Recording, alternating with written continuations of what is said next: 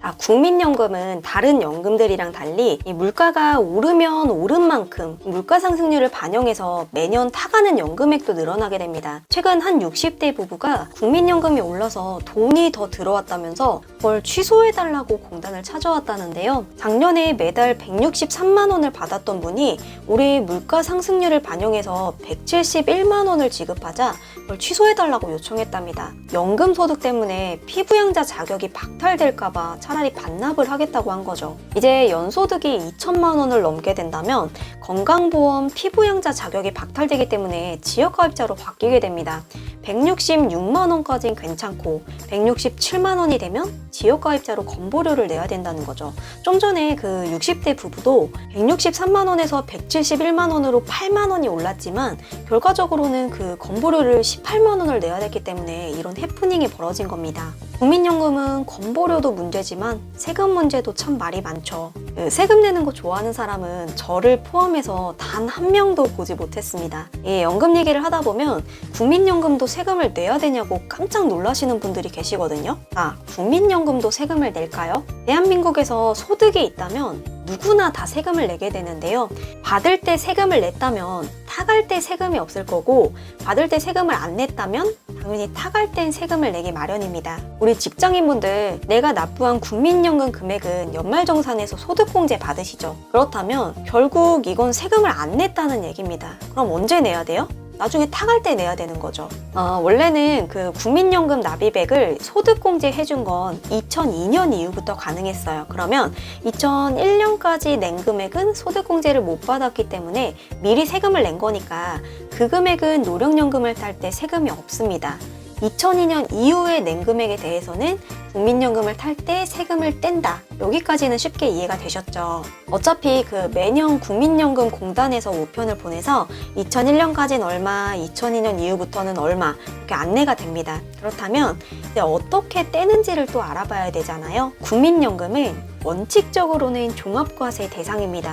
근데 나는 종소세 신고를 한 번도 안 했는데 문제 없었다 라고 말씀하시는 분들도 분명히 계실 거예요. 넌 국민연금 소득만 있는 분이라면 국민연금 공단에서 연금을 지급할 때 이미 세금을 아예 원천 징수하고 나머지 금액을 지급하고 있습니다. 원칙적으로는 종소세 신고 대상이지만 사실 신고를 하지 않아도 큰 문제가 없는 거죠. 근데 국민연금 이외에 다른 소득들이 있다면 그 부분은 다른 소득과 합산해서 종소세 신고를 하셔야 됩니다. 은퇴한 분들이 종합소득세 신고를 해야 되는 경우가 몇 가지 있는데요.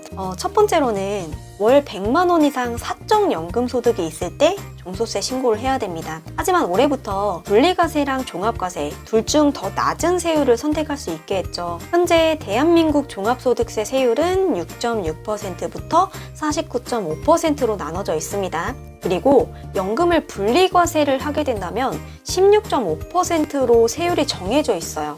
이 내 한계 세율을 잘 따져서 만약에 종합소득세율이 16.5%보다 낮은 세율이라고 한다면 그냥 종소세 신고를 하면 되는 거고, 종합소득이 많아서 16.5%보다 세율이 높다면 연금소득은 분리과세를 선택하면 되는 겁니다. 또 금융소득이 있다면은 연 2천만 원까지는 분리과세로 떨어지지만 이자소득과 배당소득이 세전금액으로 2천만 원이 넘는다면 이 경우에도 종합과세가 되기 때문에 국민연금과 합산하게 됩니다. 그리고 은퇴 후에 기타 소득이 연 300만 원을 넘는다면 이것도 종합과세 대상이기 때문에 알아두셔야 됩니다. 참 세금 종류도 많고 헷갈리게 해놨네요. 그쵸? 제가 공인중개사 자격증이 있다 보니까 뭐 부동산 임대차 계약이라든지 뭐 투자용 부동산 세금 관련돼서도 많이 물어보시는데요.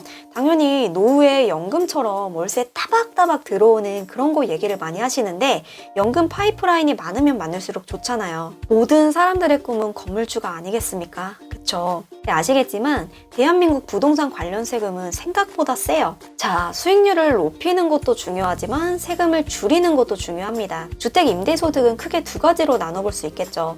전세 아니면 월세. 이 주택수에 따라서 주택 임대소득 과세 대상 여부가 결정되는데요. 대한민국은 1주택자에겐 굉장히 관대하지만 만약에 그 1주택이 기준시가 12억이 넘는 고가주택이고 그 집에 월세를 받는다면 과세 대상입니다. 근데 전세는 또 세금을 안 내도 됩니다. 2주택자도 마찬가지로 전세는 과세 대상이 아닙니다. 근데 2주택자가 집을 한 채라도 월세를 받고 있다면 그건 또 과세 대상입니다.